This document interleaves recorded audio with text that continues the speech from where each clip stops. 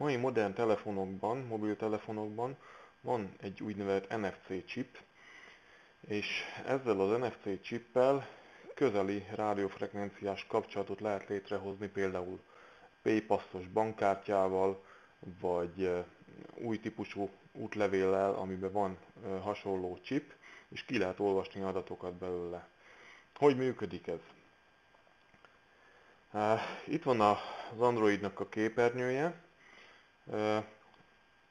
Egy NFC Reader nevű programot, NFC Taginfo pontosabban, kell letelepíteni a telefonra, ezt a Play áruházból meg lehet tenni. Itt középen kiírja az alkalmazás, hogy NFC is off. Hát kapcsoljuk be először akkor tehát az NFC hardware-t a telefonunkba. Ez általában egy ilyen ikonnal itt a jobb oldalon tehető meg. Itt fönt látszik a képernyő tetején, hogy az N betű megjelent, ez azt jelenti, hogy az NFC aktiválva van.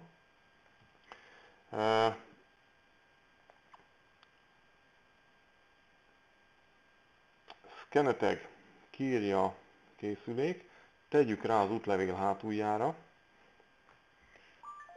egy csippanás, reading a tag, új tag detektálva, és látszik, hogy ez egy NFC chip, amiben e-passport típusú adatok vannak. Kattintsunk ide az e-passport gombra, és látjuk, hogy valamit ki tudott olvasni, de authentication error van, tehát nem tudott belemenni igazából az adatokhoz. Kattintsunk itt erre a gombocskára. Látszik, hogy ha megadjuk a passport, tehát az útlevélszámot, illetve megadjuk az egyéb adatokat, mikor születtünk, illetve mi az útlevél lejárata, akkor valószínűleg be lehet jutni az útlevél adataihoz.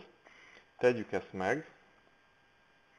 Miután beírtuk az adatokat, kattintsunk ide a Save gombra, nyomjuk le a back-et, még egyszer itt is a back-et, és megint szkenneljük le az útlevelet, helyezzük rá a hátuljára a telefont.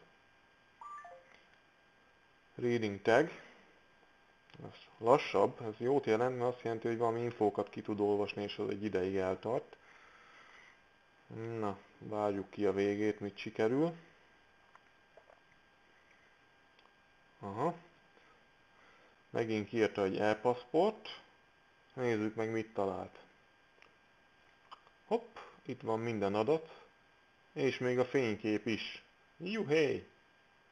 Na hát, ha más szeretnék kipróbálni, nyugodtan tegye meg, de csak saját felelősségre, nehogy a chipnek valami baja legyen az útlevélben.